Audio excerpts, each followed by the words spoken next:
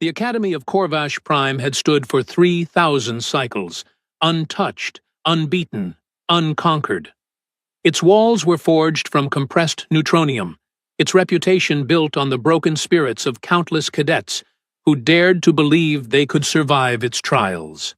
And I, Commander Vrel of the Thousand Suns Imperium, had served as its chief tactical instructor for 200 cycles without a single graduate earning top honors. Then she arrived. The human, Sienna Cade. I should have known something was wrong the moment she walked through those gates.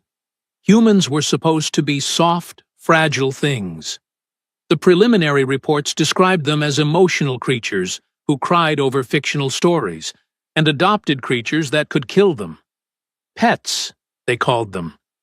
The entire concept made my secondary brain ache. But this one? This one had the audacity to smile at me during orientation. "Commander Vrel," she said, extending one of her ridiculous five-fingered appendages toward me. "Looking forward to your class." Looking forward to it. As if the tactical warfare course was some leisurely activity instead of the most brutal mental and physical gauntlet in the known galaxy. I stared at her hand, dangling there in the recycled air between us, and felt my mandibles click in irritation. "Cadet Cade," I replied, deliberately ignoring the gesture. "You will address me as Sir. You will follow protocol, and you will most certainly not look forward to anything in my curriculum, because I promise you, by the end of your first rotation, you will be begging your transport captain to take you back to whatever backwater planet spawned you." She lowered her hand slowly, and that smile, that infuriating expression of warmth and humor, never wavered. "Understood, sir. Can't wait." I assigned her to Pod 7. The Death Pod, we called it, though never officially. It was reserved for cadets we wanted to wash out quickly. The simulation parameters were set to impossible. The physical requirements exceeded what most species could achieve with cybernetic enhancement. The mental stress protocols had driven 3 previous occupants to voluntary psychological restructuring. She lasted 6 hours on her first day before collapsing. I felt a surge of satisfaction as the medical drones carried her to the recovery bay. Another human, broken and defeated. Her species would learn that the Imperium's military was no place for creatures who valued feelings over function. But then she came back. Day 2, she lasted 8 hours. Day 3, 10. By the end of the first week, she was completing the full rotation, and my satisfaction had curdled into something else. Something I was not accustomed to feeling. Concern? No. Curiosity, perhaps. Or maybe just confusion. "The human," my second-in-command, Instructor Thax, said during our daily briefing. His translator rendered his chittering into standard Imperium dialect. "She is, how do you say, performing adequately." "Adequately," I corrected, my voice sharp. "And barely. She meets minimum standards, nothing more. Increase the difficulty parameters by 15%. Thax's carapace shifted colors, the equivalent of a raised eyebrow. "Sir, that would put her simulation beyond what we require of senior cadets." "Did I ask for your opinion, instructor?" "No, sir." "Then implement the changes." The next morning, I watched her enter the simulation chamber through the observation deck. Pod 7 was a marvel of technology, capable of generating any combat scenario imaginable. Today, I had programmed a particularly nasty one. A hostage rescue on a deteriorating orbital station with hostile gravity fluctuations, toxic atmosphere, and enemy combatants equipped with weapons 2 generations ahead of standard issue. She would fail. She had to fail. The scenario was mathematically unsolvable. Sienna stood in the center of the pod as the simulation initialized around her. The walls dissolved into the fractured hull of the station, alarms screaming, bodies floating in zero gravity, enemy markers appearing on her heads-up display faster than any organic mind could process. And then she laughed. Laughed. "Oh, you have got to be kidding me," she said, her voice crackling through the comm system. "Okay, Vrel, let's see what you've got." What happened next should not have been possible. Instead of following standard protocol, establishing a secure position, assessing threats, she immediately ejected her weapon's power cell and threw it at the nearest cluster of enemies. The cell detonated, creating a temporary electromagnetic pulse that disabled their shields. She used the resulting chaos to vault through the zero-gravity environment, grabbing a floating piece of debris and using it as a shield while simultaneously hacking into the enemy communication network through her wrist terminal. "This is Cadet Cade to all hostile forces," she broadcast, her tone conversational. "I'm about to make this really embarrassing for you. You might want to surrender now." They did not surrender. They opened fire.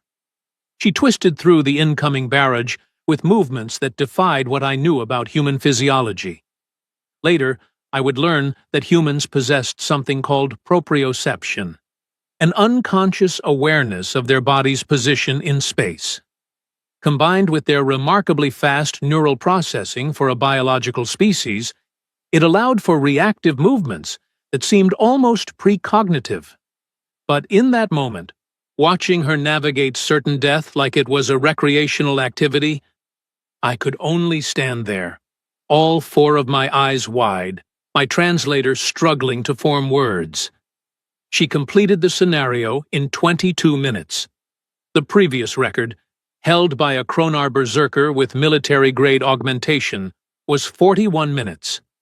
When she emerged from the pod, sweat dripping down her face, her uniform torn in 3 places, she looked up at the observation deck, directly at where I stood, and gave me a small salute.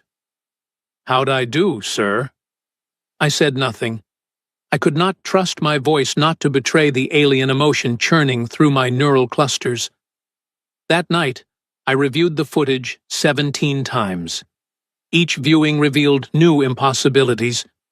Moments where she should have died, but somehow anticipated the threat before it materialized. Tactical decisions that violated every principle we taught, but somehow achieved the objective. And that constant, maddening thread of humor running through her communications, as if she were enjoying herself. The other instructors began to notice. "The human completed the Gauntlet of Thorns in record time," Instructor Zell reported during morning briefing. Her scales were flushed orange, indicating excitement. She used a debris field as cover, calculated ricochet angles for her plasma rounds, and eliminated all targets without taking a single hit. "Impossible," Instructor Kryn rumbled. His species rarely showed emotion, but I detected skepticism in his subharmonic tones. "The gauntlet requires cybernetic targeting assistance." "She did it with organic visual processing," Zell insisted. "I reviewed the biometric data myself. No enhancements. Pure biology." I felt my mandibles grind together, an unconscious stress response. "Then we have not pushed her hard enough. Instructor Kryn, you will personally design her next trial. Make it painful." Kryn's smile was not pleasant. His species had 37 words for suffering, and he knew how to implement every single one. 3 days later, Sienna entered what we called the Maze of Echoes. It was a psychological warfare simulation designed to break mental fortitude through sensory manipulation, cognitive dissonance, and targeted fear responses. The maze adapted to each cadet's personal psychological profile, creating scenarios specifically designed to exploit individual weaknesses. For humans, we had developed particularly effective parameters. They were social creatures, dependent on emotional connections. The maze would show them their loved ones dying, their homes burning, their entire species facing extinction while they stood helpless. I expected tears. I expected begging. I expected her to trigger the emergency exit protocol within minutes. Instead, I got singing. You know what's funny about fear? Her voice echoed through the maze's speakers. She was walking calmly through corridors, filled with images of earth burning, cities crumbling, her own family screaming. Fear is just your brain trying to keep you alive. But here's the thing, Commander Vrel, because I know you're watching. My brain already knows this is fake. She stopped in front of a projection showing her mother, or what our psychological profile suggested was her mother, reaching out with burning hands. Nice try, though, she said softly. The detail work is really impressive, but my actual mom is way scarier than this when I forget to call her. And then she walked through the projection and continued, down the corridor, humming some tuneless human melody. Instructor Crin's bewilderment was palpable through the comm system. She is not responding to any of the fear stimuli, sir. The psychological profile must be incorrect. Run a full diagnostic, I ordered. Check for cybernetic emotional dampeners. The diagnostic came back clean. She was doing this with nothing but her organic brain and, apparently, an absolutely baffling sense of humor. By week 4, the other cadets had noticed her too. The academy housed 200 students from 47 different species, representing the Imperium's most promising military recruits. They had all heard the stories. The human who laughed at impossible scenarios. The cadet who treated Commander Vrel's death simulations like entertainment. Some admired her. Others feared her. Most just tried to stay out of her way. But there was one who made the catastrophic mistake of confronting her directly. Cadet Threx was a Vorgon, one of the warrior caste known for their aggression and territorial nature. He stood nearly 3 meters tall, possessed 4 arms ending in bone blades, and had a documented history of challenging authority through physical intimidation. He cornered her in the commissary during meal period. "Human," he growled, his voice carrying across the suddenly silent dining hall. "You mock our traditions. You disrespect our instructors. You do not belong here." Sienna looked up from her food, that ever-present smile playing at her lips. "Oh, hey, Threx, want to sit down? The nutritional pace today is only mildly horrifying." His battle crest flared, a threat display that had sent smaller species fleeing. "I challenge you, weak blood. Combat trial, no weapons, no mercy. We will see how long your laughter lasts." Every eye in the commissary turned to her. Even I, observing from my private monitoring station, felt my respiratory systems accelerate. Vorgon combat challenges were brutal affairs. Threx outweighed her by at least 100 kilograms. His natural weapons could shred armor. His species had evolved specifically for warfare. She should have declined. Should have reported the challenge to administration. Should have recognized the suicidal nature of accepting.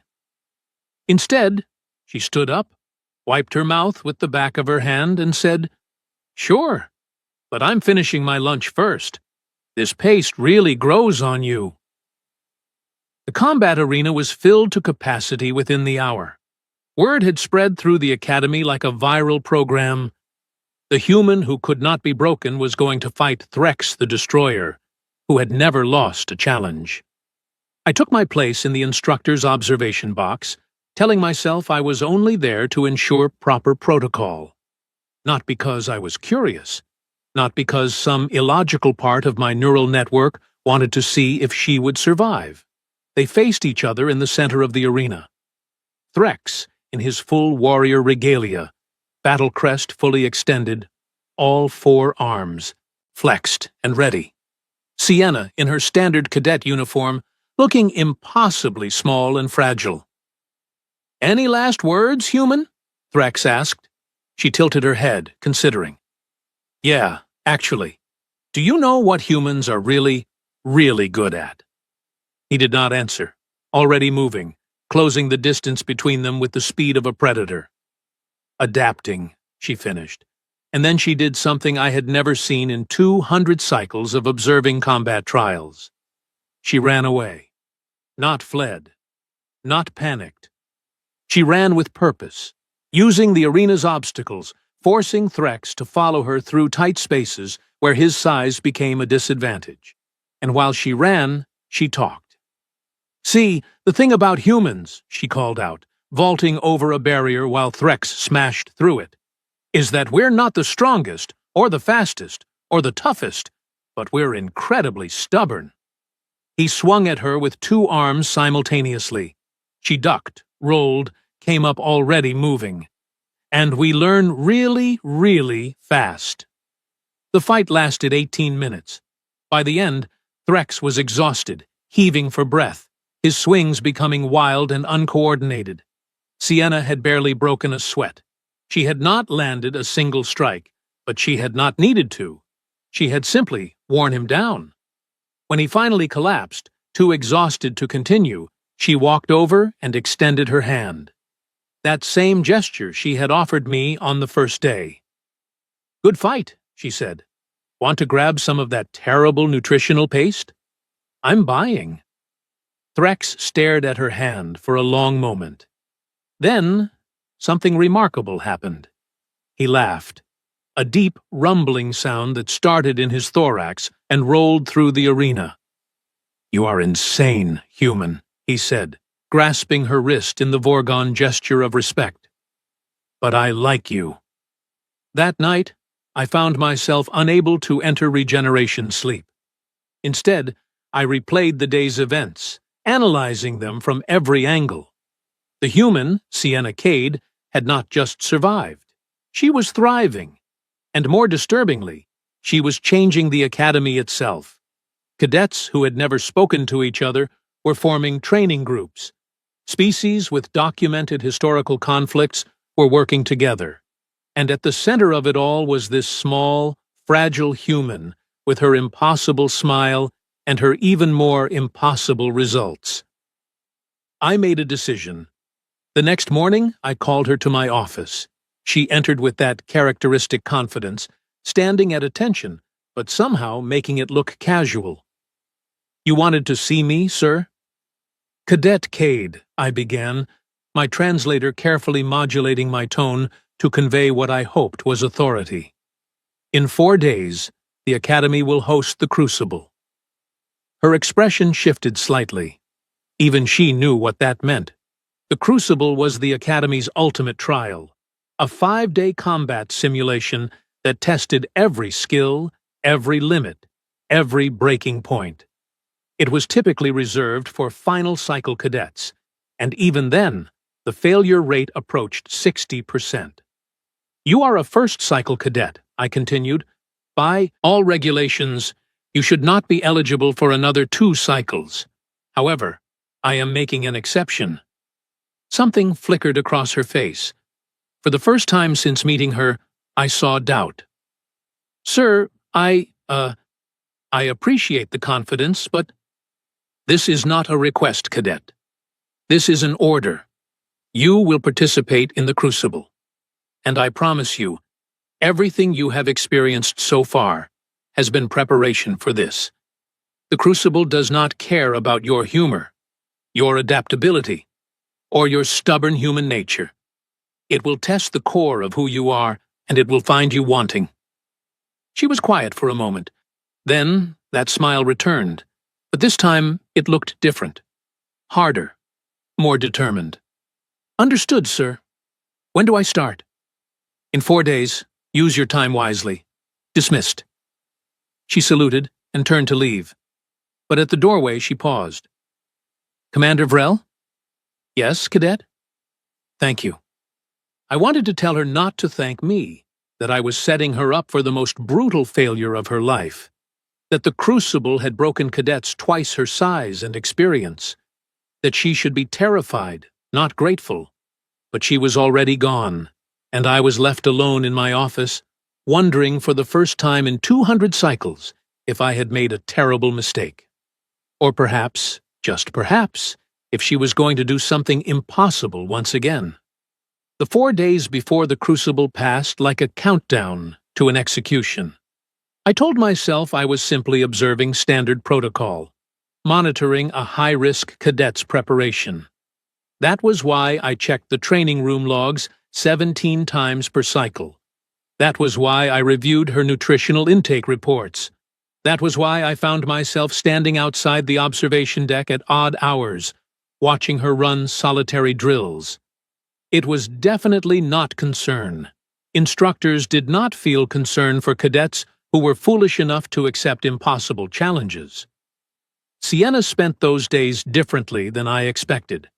While other cadets preparing for the crucible obsessed over weapon specs and tactical manuals, she did something peculiar. She talked to everyone: the maintenance crew, the kitchen staff, the medical technicians, even old Grax, the custodial worker who had been at the academy longer than most of the current faculty, and who everybody knew was actually a retired intelligence operative who had seen things that would make your neural pathways spontaneously combust. "What is she doing?" Instructor Thax asked, watching her share a meal with 3 sanitation workers in the lower commissary. "Building a support network," Instructor Zell observed, her scales shifting to a thoughtful purple. "Humans are social creatures. She is strengthening her psychological resilience through interpersonal connections." "She is wasting time," I snapped. "The Crucible does not care about friendships." But I was wrong. I was so catastrophically, embarrassingly wrong. The Crucible began at dawn on the 5th day. 23 cadets entered the massive simulation complex, a facility that occupied 3 underground levels and could generate environments ranging from Arctic wastelands to volcanic hellscapes. The rules were simple and brutal. Survive 5 days. Complete objectives as they appear. Failure means immediate extraction and academic probation. Death, while simulated, felt entirely real thanks to neural feedback systems that replicated pain at 98% accuracy. The academy staff gathered in the central control room, a cathedral of screens and holographic displays showing every angle of the complex. Headmaster Corvin himself attended, his ancient frame folded into the observation throne. "This cycle's crucible includes enhanced difficulty parameters," he announced, his voice like grinding stone. "We have incorporated 3 wildcard scenarios and increased hostile encounter frequency by 20%. Let us see which of our cadets possess true warrior spirit." His eyes, all 6 of them, fixed on me. "I understand you have entered a first cycle cadet, Commander Vrel. A human." "Yes, Headmaster." "Bold, or perhaps foolish. We shall see which." He gestured at the screens. "Begin the trial." The simulation initialized. 23 cadets materialized in different sections of the complex, each alone, each facing their first challenge. I pulled up Sienna's feed. She stood in what appeared to be an abandoned mining facility, emergency lighting casting everything in sickly red. Her heads-up display flickered to life, showing her first objective: secure the power core 3 levels down, activate the emergency beacon, and hold position for extraction. Standard infiltration scenario. Difficult but manageable for experienced cadets. Then the twist activated. The facility shuddered. Alarms screamed. Her display updated with new information. Catastrophic structural failure in progress. Estimated collapse time, 45 minutes. Enemy forces inbound. Civilian personnel trapped in lower levels. Not standard at all. "That is the enhanced scenario?" Instructor Kryn asked. "That is, significantly more complex than previous crucibles." "The human wanted a challenge," I said, keeping my voice flat. "She shall have one." Sienna stood motionless for exactly 3 seconds. I watched her biometric readouts. Heart rate elevated, but stable. Stress hormones present, but not overwhelming. neural activity spiking in patterns consistent with rapid problem-solving. Then she moved, but not toward her objective. She went deeper into the facility, toward the trapped civilians. "Foolish," Headmaster Corvin rumbled. "The objective is clear. Civilians are secondary concerns, environmental obstacles meant to add pressure. She wastes precious time." I said nothing, because I was beginning to understand something that our entire military doctrine had perhaps missed about humans. They did not think like us. Sienna reached the civilian area, a collapsed section where holographic miners were trapped beneath rubble. The AT simulation was remarkably detailed. I could hear their cries for help, see the terror in their artificially generated faces. Most cadets ignored them entirely, or, at best, marked their location for theoretical rescue teams. She started digging them out. "What is she doing?" Thax chittered nervously. "She has 42 minutes remaining. The objective requires at least 30 minutes to complete." "She is failing," Corvin stated. "Mark her extraction time." But then something unexpected happened. As she freed the first civilian, the hologram did not simply disappear as they typically did. Instead, it stood, looked at her, and said, "There are tools in the storage bay. Level 2. Take them. Hurry." She nodded, freed 2 more civilians who pointed her toward a hidden access shaft. And suddenly, she was moving through the facility 3 times faster than the designed route. "I did not program that interaction," the simulation technician said, his voice confused. "The civilians are not supposed to provide tactical information." "Then how?" Instructor Zell began. "She hacked the scenario," I said quietly. Everyone turned to stare at me. "She recognized the simulation parameters, understood that the civilians were interactive elements, and gambled that showing them compassion would trigger positive responses. She turned environmental obstacles into tactical assets." On screen, Sienna burst into the power core chamber with 7 minutes to spare, activated the beacon, and immediately began fortifying her position using tools and information provided by the very elements of the scenario designed to hinder her progress. When the enemy forces arrived, she was ready. But more than ready. She was having fun. "Come on then," she shouted at the incoming hostiles, grinning like a maniac. "Let's see what you've got." The firefight was spectacular. She used the unstable facility against her enemies, collapsing corridors behind her, venting atmosphere into their approach vectors, and maintaining a constant stream of tactical chatter that seemed designed purely to irritate them into making mistakes. "Hey, Hostile Team Alpha, your formation is really sloppy. Did you guys even go to military school?" "Hostile Team Beta, I can hear you breathing through the walls. Might want to work on your stealth skills." "Is that really your best shot? My grandmother throws better grenades, and she is 73 Earth years old." By the time extraction arrived, she had held the position for the full duration, eliminated 47 enemy combatants, and somehow managed to save 3 of the civilian holograms who were definitely not supposed to survive the scenario. Day 1 complete. She climbed out of the simulation pod, soaked in sweat, her hands shaking from adrenaline crash. But she was smiling. "How was that, sir?" she asked, looking directly at the camera she somehow knew I was watching through. Headmaster Corvin turned to me. "Your human is, unorthodox." "Yes, Headmaster." "Continue observation.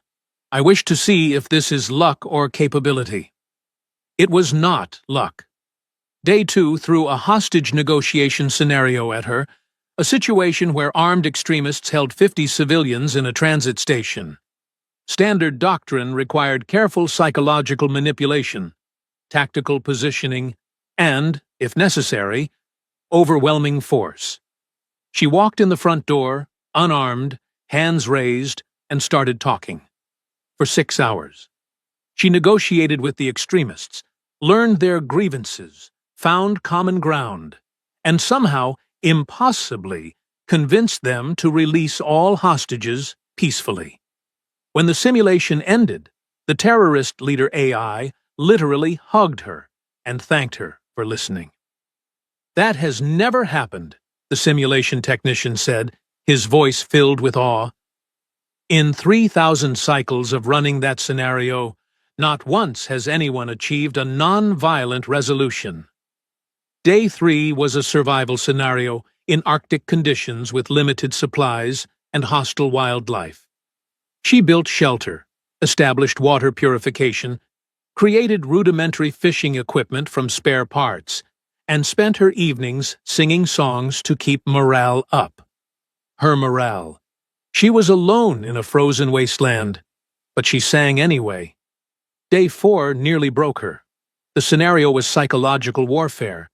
Isolation combined with sensory manipulation and targeted trauma responses. Each cadet experienced their worst fears, their deepest regrets, their darkest moments made horrifyingly real through neural interface. I watched her biometrics spike into dangerous territory, watched her collapse in the simulation pod, tears streaming down her face, her body convulsing with sobs. For the first time, I saw her mask crack, revealing the genuine person beneath. "Extract her," I ordered. "Sir?" the technician asked. "Extract her now. She has reached psychological limits." "Negative, Commander." Headmaster Corvin's voice cut through the room like a blade. "She entered the crucible voluntarily. She will complete it, or fail it on her own merits. She is suffering. She is growing." His eyes fixed on me. "Or did you think military training was supposed to be comfortable?" So I watched her break down, watched her scream at phantoms only she could see, watched her curl into a ball and shake like she was dying. And then, impossibly, I watched her stand up. "Okay," she whispered, her voice hoarse. "Okay? You showed me everything I am afraid of, everything that hurts, everything I have lost and will lose." She wiped her face with trembling hands. "But here is what you did not show me. You did not show me what I am fighting for. You did not show me the people I love who are counting on me. You did not show me that pain is temporary, but giving up lasts forever." She started walking forward through the nightmare simulation, and with each step, I watched her biometrics stabilize. "My mom taught me something," she continued, talking to herself, to the simulation, to whatever gods humans believed in. She said that bravery is not the absence of fear. Bravery is being absolutely terrified and doing the right thing anyway. So come on then. Show me worse. I will walk through every horror you can create, because on the other side is the finish line, and I did not come this far to quit now. The simulation threw everything at her, every documented human fear, every psychological torture our database contained. And she walked through all of it, tears streaming, voice breaking, but never stopping. When day 4 ended, she crawled out of the pod and immediately vomited into a disposal unit. Her hands would not stop shaking. Her eyes were red and swollen. But she showed up for day 5. The final trial was elegant in its simplicity.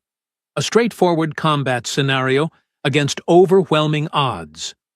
Hold a position against endless waves of enemies for 12 hours, or until ammunition and energy reserves depleted. It was designed to be unwinnable.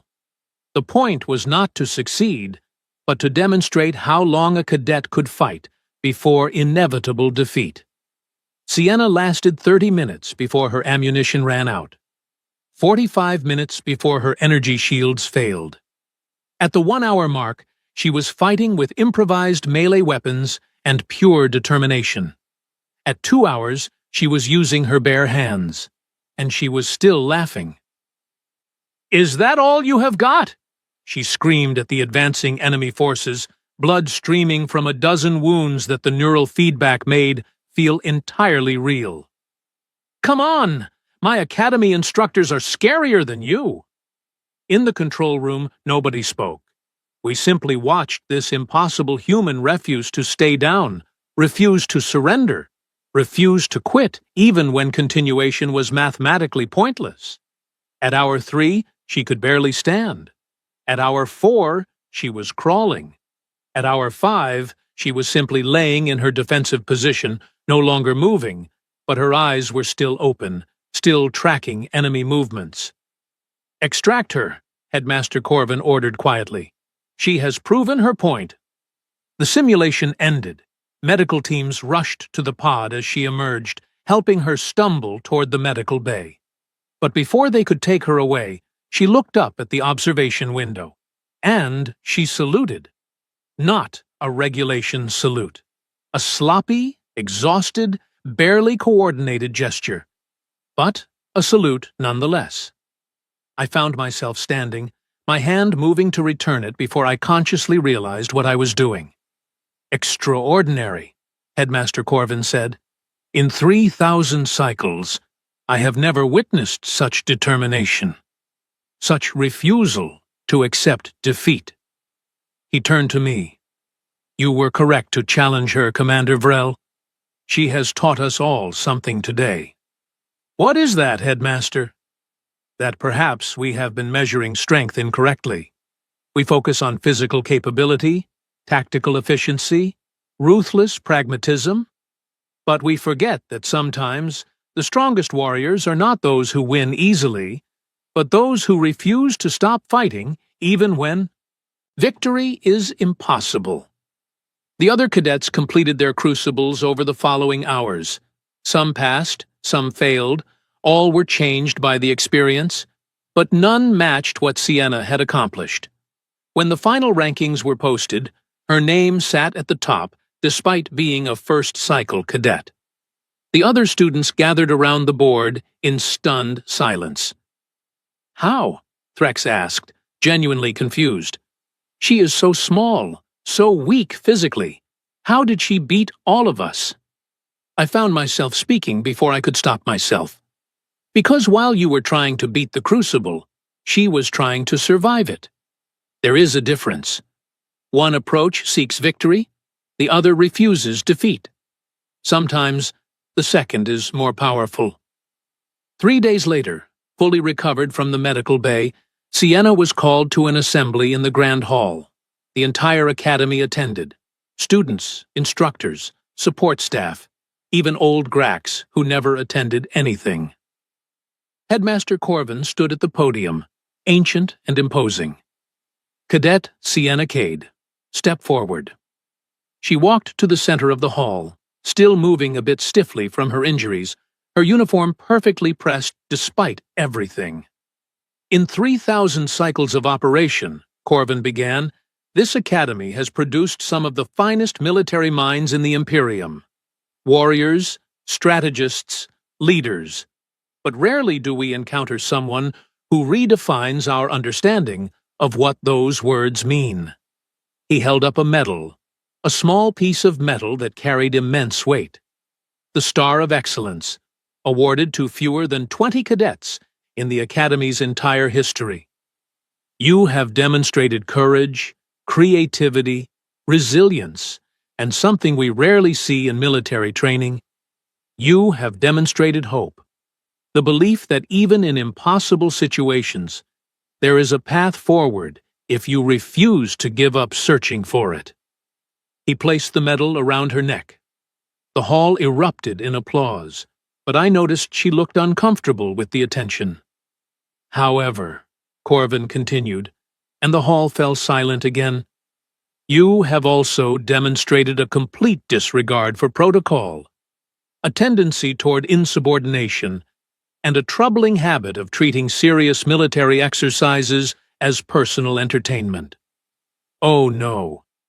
Therefore, in addition to recognizing your achievements, we must also assign appropriate consequences for your numerous infractions." He paused, and I swore I saw amusement flicker across his ancient features. "You are hereby assigned to serve as Commander Vrel's personal assistant for the remainder of your time at this academy. You will attend all his classes, assist with all his training programs, and learn firsthand what it means to maintain military discipline." Her eyes went wide. My mandibles clicked in shock. "Dismissed," Corvin said. The assembly broke up, students chattering excitedly. Sienna made her way toward me, that familiar smile creeping back onto her face despite her obvious attempt to look serious. "So," she said, "looks like we will be spending a lot of time together, sir." I stared at her for a long moment. This human who had challenged every assumption I held about strength, about determination, about what made a true warrior. This impossible, infuriating, incredible creature who had somehow earned my respect despite my best efforts to remain detached. "Cadet Cade," I said finally, "I hope you understand what you have gotten yourself into." "Oh, I think I do, sir." Her smile widened. "I think we are going to have a lot of fun." Fun. She thought military service was fun. And somehow, looking at her standing there with that medal around her neck and that unbreakable spirit shining in her eyes, I found myself thinking that perhaps she was right. Perhaps, just perhaps, we could learn to have fun while still maintaining the discipline and excellence that the Imperium demanded. Or perhaps she would drive me completely insane within the first week. Only time would tell. "Report to my office at dawn, Cadet," I ordered. "We have much work to do." "Yes, sir," she replied, snapping off a perfect salute that somehow still managed to look casual. Looking forward to it. Of course she was. As she walked away, Instructor Thax approached me, his translator rendering his chittering into something resembling amusement. "Sir, I believe this will be, an interesting arrangement." "That is one word for it," I muttered. But as I watched Sienna stop to talk with a group of younger cadets, saw them hang on her every word, saw the way she had already begun changing the culture of this institution simply by existing within it, I realized something profound. She had not just survived the crucible. She had not just earned top marks or proven human capability.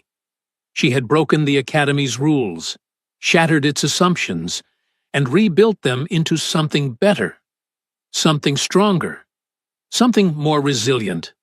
The Academy of Corvash Prime would never be the same. And honestly, despite my initial resistance, despite my wounded pride, despite every logical argument against it, I was grateful. Because sometimes the best lessons come from the most unexpected teachers. And sometimes the strongest warriors are not the ones who follow every rule, but the ones who know which rules to break and when. The human had taught me that, and I suspected she was only getting started.